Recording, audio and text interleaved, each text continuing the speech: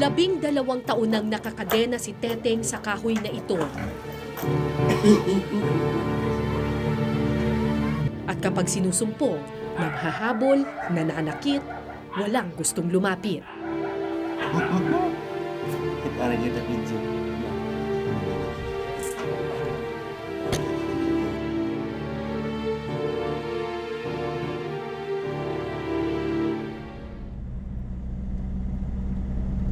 Aray pa din eh.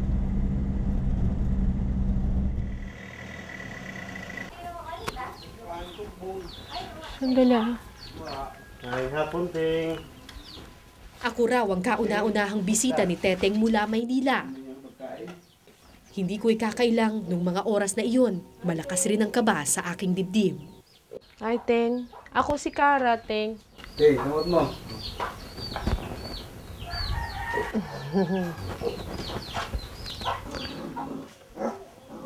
Wala siyang tigil sa kabubuting-ting sa mabigat niyang kadena. Ba't ka daw nila kinadena, Teng? Bakit daw? Anong sabi ni tatay? May sala. Siya pa siya. Ah, ano daw ang kasalanan mo, Teng? Ano daw ang sala mo? Ganyan. Oo, ganyan. Anong ganyan? Sabahin mo na lang. Anong ganyan? Ha? Sabay buat pa sa badana. Lipong ko sa lipong. Lipong. Ano yung lipong? Ano yung lipong? Huwag ka nang utok ba? Ah, lipong ka ba? Ha? Ganun ka ba o hindi? Hateng?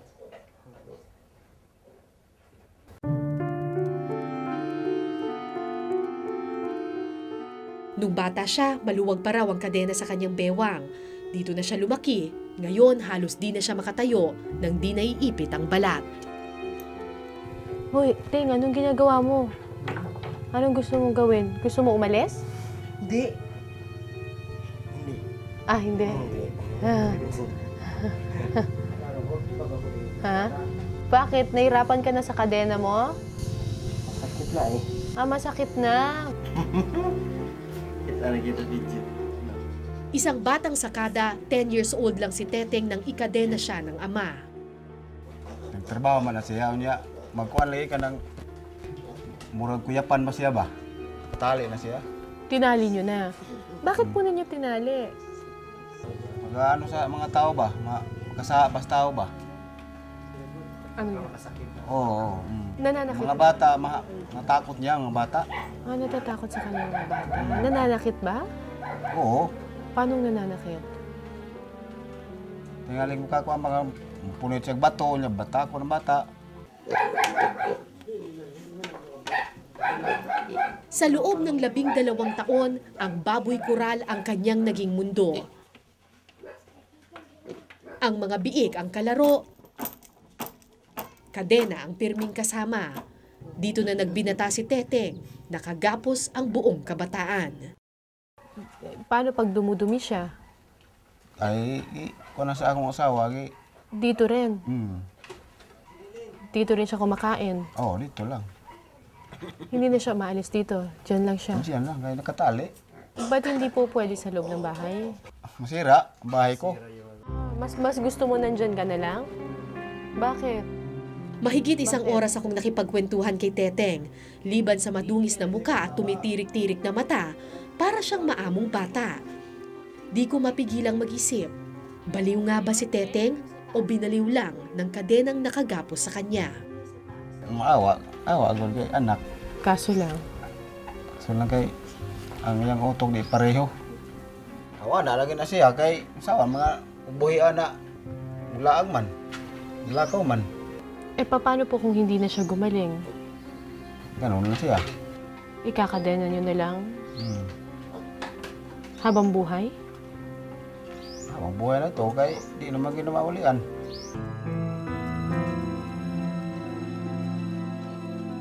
Dahil walang pera, hindi maipagamot ni Namang Federico ang anak. Sila man daw ay talirin ang mga kamay.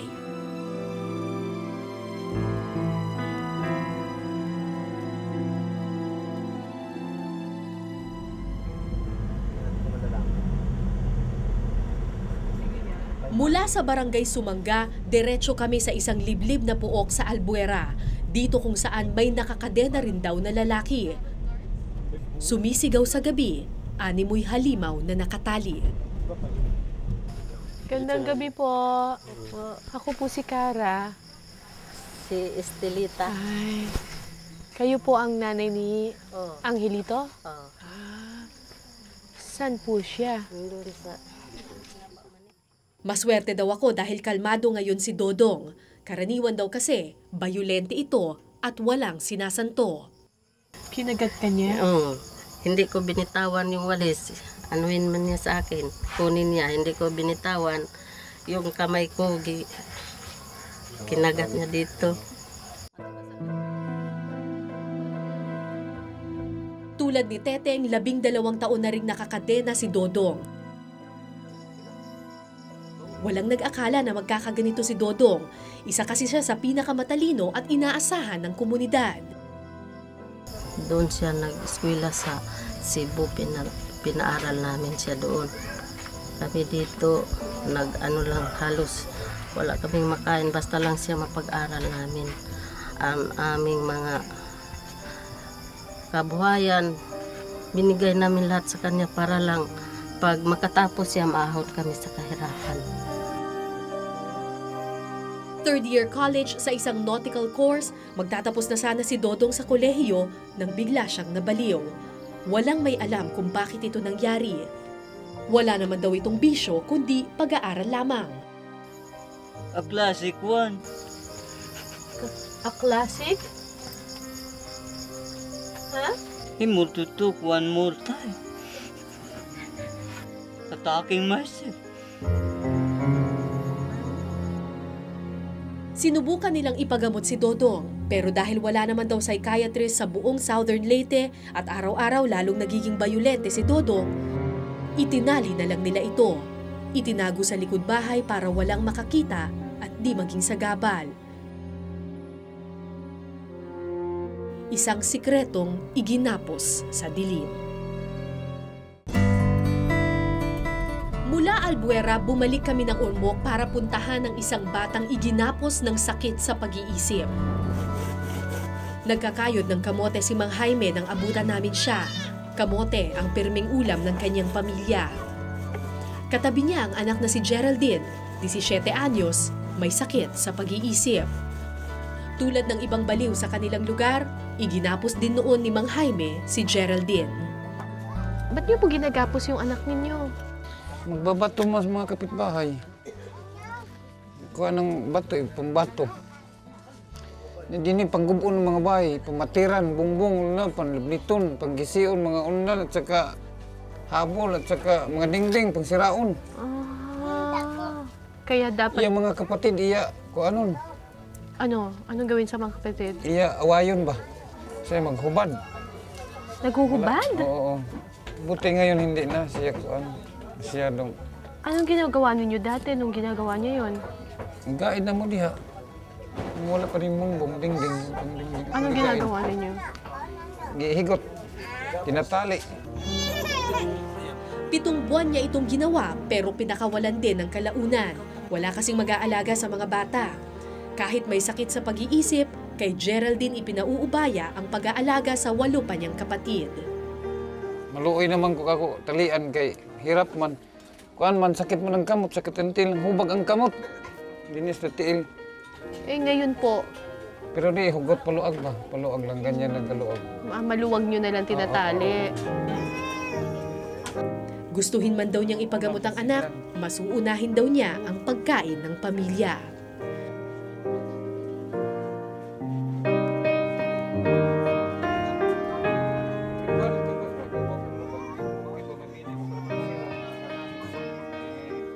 Kaya tuwing susumpungin si Geraldine, gapos imbis na gamot ang solusyon. Ang hindi alam ni Mang Jaime, lalo lang lumalala si Geraldine dahil dito. Gabi-gabi binubunot ni Geraldine ang buhok hanggang siya'y halos makalbo. Bakit daw? Bakit daw din? Hindi makuglakaw-lakaw. Ba't ka ba naglalakad? Saan ka pupunta? Ha? Saan ka magpunta? kalsada, nagay sa babayan. Ba't gusto mo umalis? Bakit gusto mo umalis? Sinong tinatakasan mo? Si Papa. Ilang minuto lang ang layo ng bahay ni na Geraldine sa barangay San Vicente. Dito kung saan usap-usapang may nakatago rin daw baliw sa loob ng bahay na ito. Ito si Maricris, 19 na taong gulang, 1 taon nang hindi lumalabas sa bahay na ito. Pirming nakahiga, ayaw kumain, mag-isang tumatawa, biglang nagwawala. Bakit po nagkaganito? Nanggalang sa ano yan sa inan niya. Ano po? Yung bang inan niya nagkasakit. Siya alaga sa papakain. Oo. Ngayon tapos pagka bugto ang buhay niya, Oo. siya lang nag-isa. Ngayon, nag-apas sa akin sa trabaho ko. Oo. Takbo ng takbo. Kaya para bang takot. Takot na takot saan po? Sa pagkamatay sa ina niya. Ano nangyari kay Maricris? Ganyan, para siyang natulala. Pinag-ipunan ni Mang Estelito na madala sa doktor si Maricris.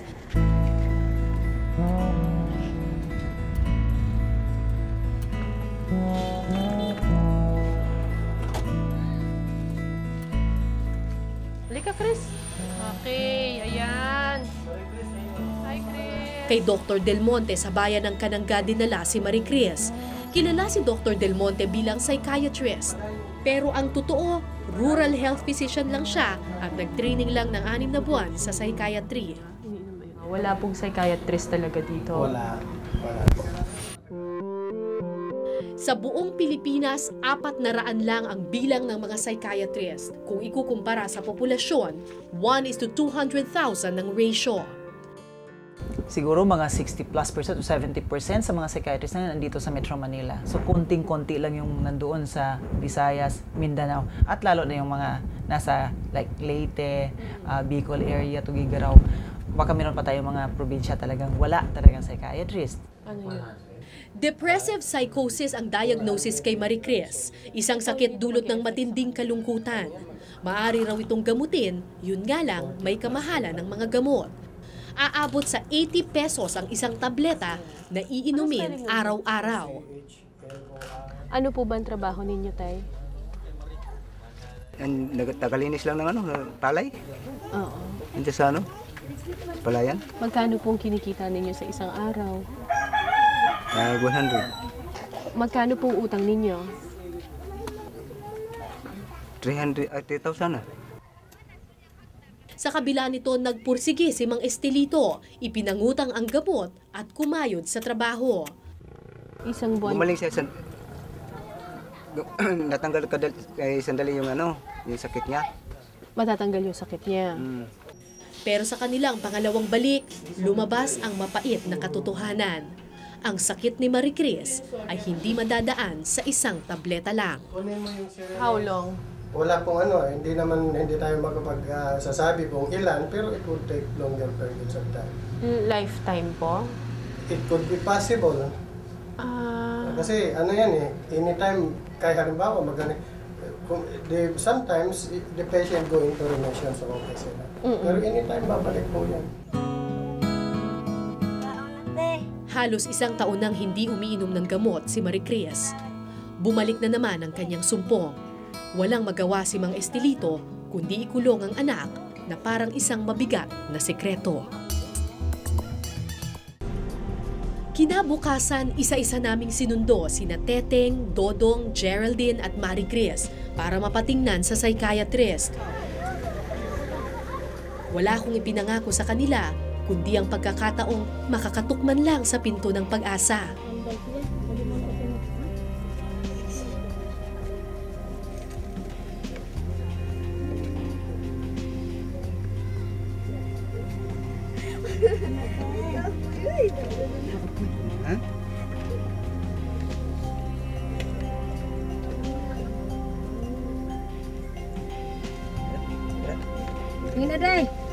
Hindi na manlakaw ta.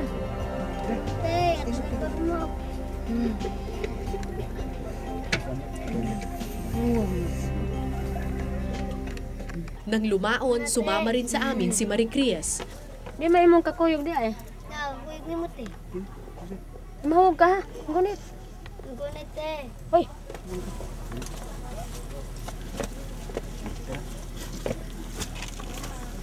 Nagnig sa dito muna kasi ito sa Habang sinasakay namin siya, narinig ko ang usap-usapan ng mga tao. Hindi lang daw si Marie Chris ang ganito.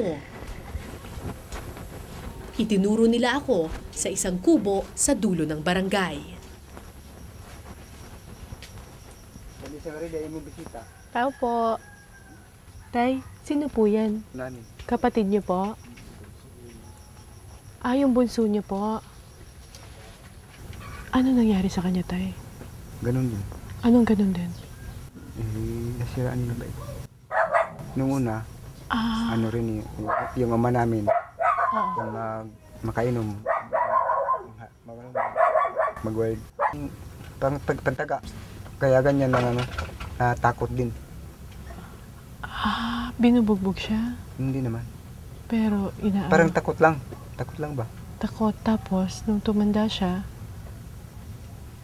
Kaya nagkaganon. kaya siya nagkaganon. Hindi nagsasalita, Tay? Diri lang si puntahan, pe. Reno si Tay. Hi, Pe. Diri, pe, diri. Pe, lika dito, Pe. Diri? Ekstra siya nimo. Diri lang. Diri ka,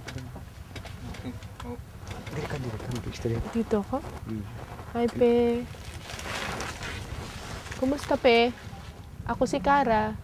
10 taong gulang lang si Pepe nang masiraan siya ng bait. Sa kubong ito, itinago siya ng kanyang pamilya. Matapos ang 1 oras, napapayag rin naming lumabas ng lungga si Pepe. Siya pala ay tiyuhin ni Marie Chris.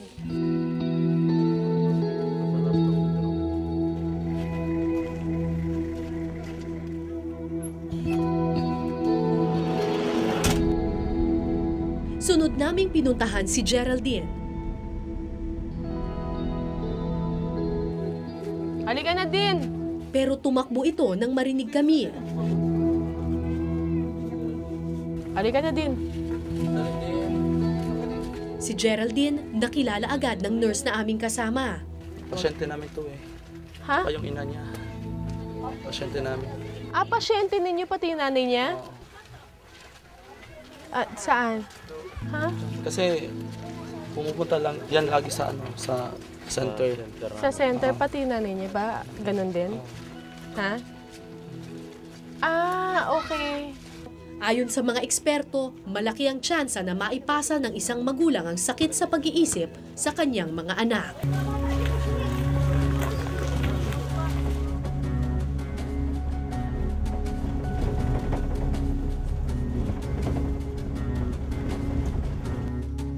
Hindi tinanggal ang kadena ni Dodong sa takot na bigla siyang sumpungin.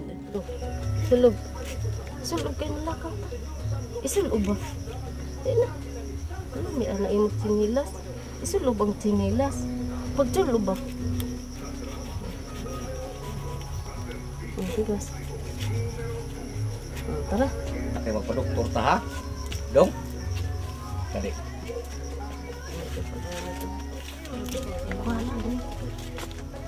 Abi ako gusto kay. Dong gunitan lang ka dong. May sakyan na doon. Wala kay man kay magpa-doktor makaka.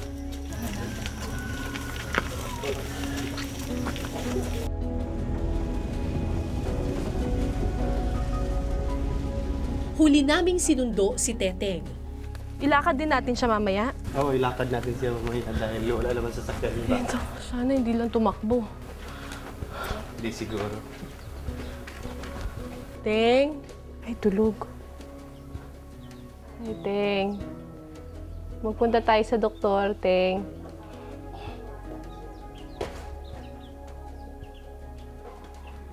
Ganun man ang imong bandigting na masimo bungkog o masimo likod. O man mo higda eh.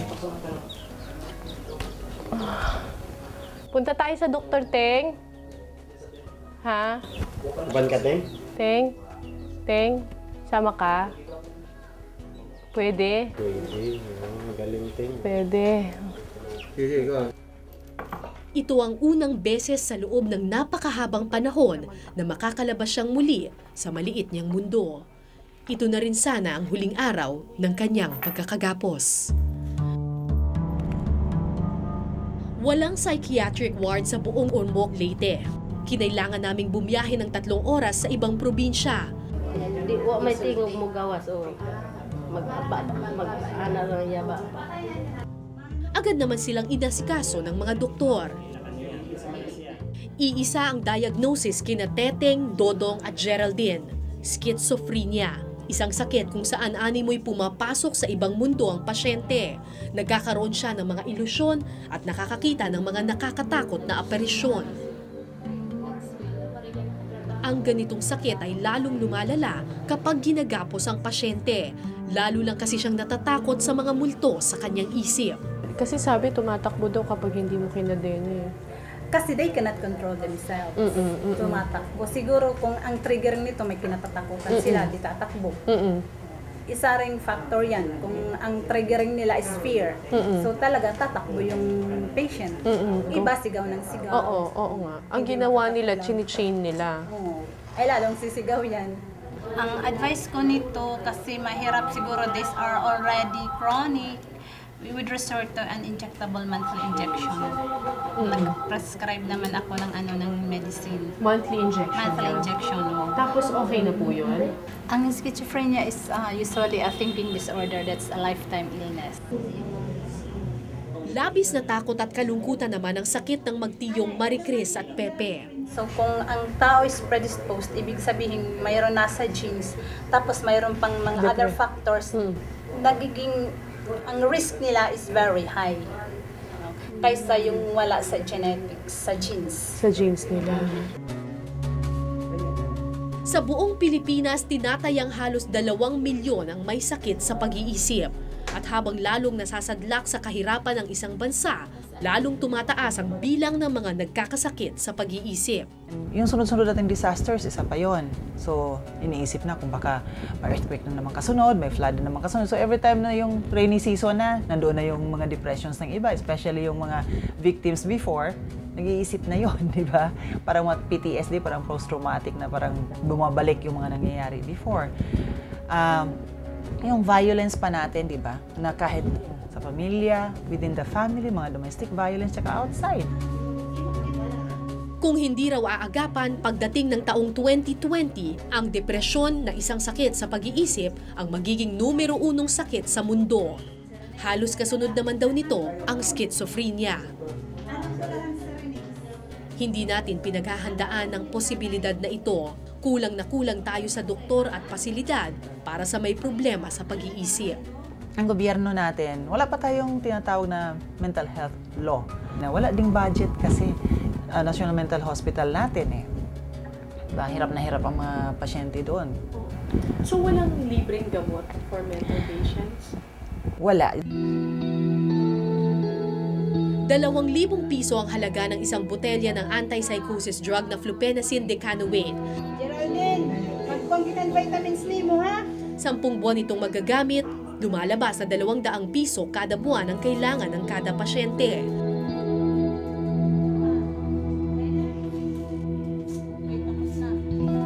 Isang buwan lamang ang itatagal ng aming naibigay na tulong. Makalipas ang 1 linggo, binalikan namin sina Teteng, Dodong, Maricris at Geraldine. Naabutan namin sa loob ng bahay si Dodong. Tila nagbalik na ang pinakamamahal na anak ni Aling Estelita. Tingnan mo yung mata ko na matulog ako. Okay, nakausap na ho kayo. Opo.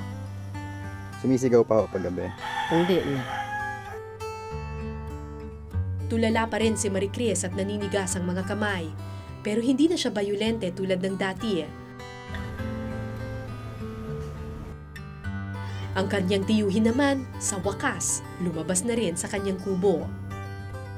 Mahirap pa rin kausapin ang magtiyo, pero ang anumang maliit na sinag ng pag-asa ay pinagpapasalamat na nila. Si Geraldine po yan. Ha? Si Geraldine. Ikaw ko na magkulukot ko na. Sige na. Tumutulong na sa gawaing bahay sina Geraldine at ang kanyang ina. Isang linggo na silang nakapirmi at hindi gumagala.